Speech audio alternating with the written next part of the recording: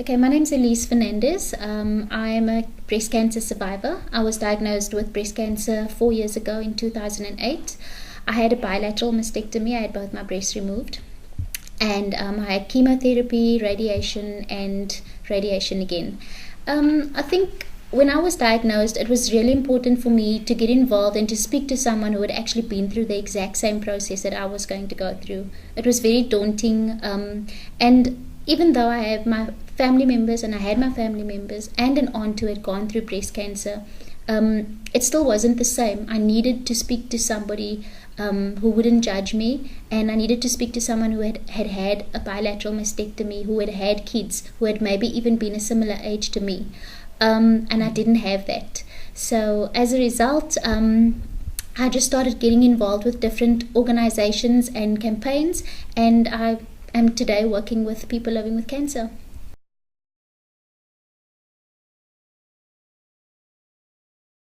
You know, the doctor has the prescription for the body, but you need a prescription for your emotions, for your physical exercise, for your diet, and each patient is different, and that's where the buddies come in, because that buddy has been through that, and they can help with that social. Don't isolate yourself.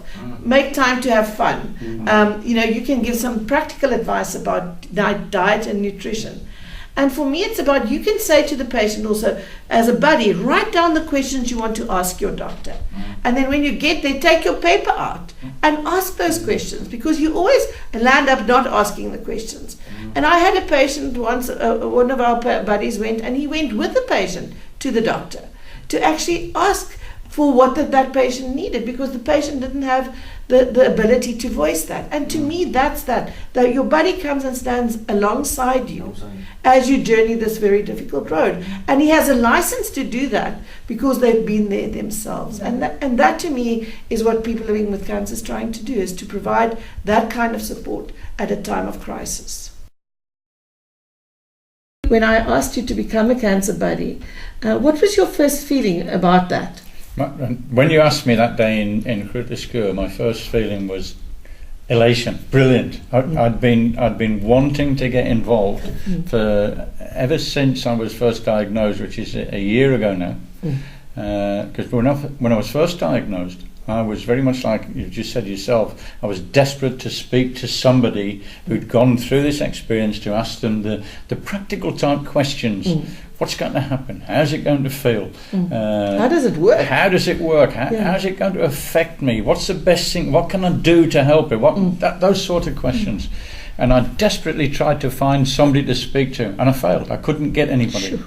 When I was fortunate in Groote Schuur, I was there for some treatment, a checkup with the doctors, and I found that support group that was going there in Groote Schuur. So I joined up with those guys, and that's where I met you there. And that was Grace. Yeah.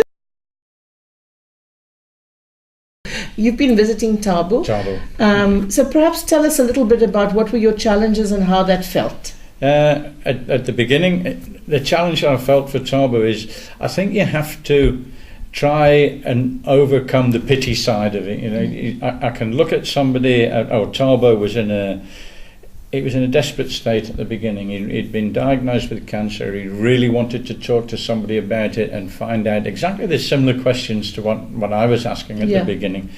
But he was in such a poor condition at the time that I had to try and keep pulling myself away for feeling pity from him, and just give him the moral support, give him the positive messages all the time, and just be there for him. And at any time, I've told him right at the beginning, it doesn't matter, any time of the day or night that he's feeling that he needs to speak, just phone. Okay. And what was his response to that? He was really pleased to have found somebody. We've actually become good friends, because we get on, we totally different backgrounds, totally different cultures and everything, but we've become quite close friends over these weeks that I've been buddying with him. So that's an interesting idea, the whole thing of that culture doesn't even matter. It doesn't because matter. Cancer actually unifies you just like that.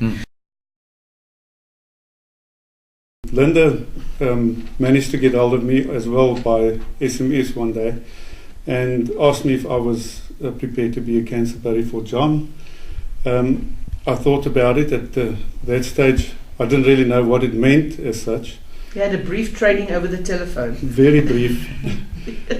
But I'm a Christian, and I do believe that God calls us to do things out of our comfort zones, which this definitely is. And prayed about it, and I felt led to do it. I did contact John, and immediately the two of us and his wife Tracy started picking up a good relationship. We could talk nicely over the phone. Today is the first time we actually met one another, but we've been chatting quite a bit over the phone. And from both sides, we are able to support one another. I'm still busy with my treatment as such, so from both sides, I can actually support John. I've been through the process that he's actually going through now, both radiation and chemo. So that's where the value of this type of buddy system comes in. So when Nick phoned you, what were some of the questions that you wanted to ask him? No, I just asked him about what this cancer was about and what did he go through, what I'm going through, and he told me. When he was diagnosed with the cancer, we didn't really know how to cope with it because we've never had this type of situation in our lives. Having no family members that we could speak to made me feel I didn't know if I was saying the right thing to him when he got depressed. And I was actually praying about it and saying to the Lord, please help me, and that you would send somebody over that could help John with the depression. And when I went to Grooteskeer, Mrs. Abrams, the social worker, introduced us to the Cancer Buddy Network, and we received a call from Nick, and ever since then John has got a cancer buddy, and his depression is almost gone, not there much anymore, and we're just very happy about that. So, John, why do you think it helps to phone and speak to somebody when you're depressed? It takes the depression away. It encourages you. Okay, yeah. He encouraged me a lot. That's good. And Martin, for you, what do you think would be the value going forward? The value for me, or both sides? Both sides. I think the value for me is that it keeps you in touch with the realism of cancer. It keeps you, and it sees somebody else improving, getting better, and I'm a very positive person, so I always try and look on the positive sides and try and give a good message and support message and all that, and that comes back to you. It builds your own confidence. It builds your own self-esteem as well, if you like. Self-esteem is probably not the right thing, but it's you get that sort of warm feeling out of. Well, I can certainly say, since I've been involved in people living with cancer, it just feels like my life has just got a total different meaning.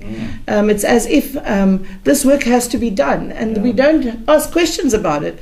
So, and it's so wonderful that when I phone or I send an email and I say, this guy really needs you, how people respond to that. It's just like in that moment, you just know that this is what it's going to be a good intervention. And because we are all the same, we all have cancer. That's right, but it's the cancer that links us all together. This is something totally alien to what my whole life has been. I've been in engineering my whole life, in heavy engineering. So now you're a social worker. Where the job has been everything. Don't worry about people's feelings. You've got to get the job done. And then all of a sudden now I'm doing something where I'm dealing with people's feelings and people's emotions. It's so meaningful. It's meaningful. It's tremendous. I always say, we didn't have a choice about getting cancer. We were chosen to be part of this club. But now that we are part of the club, we make the best of it.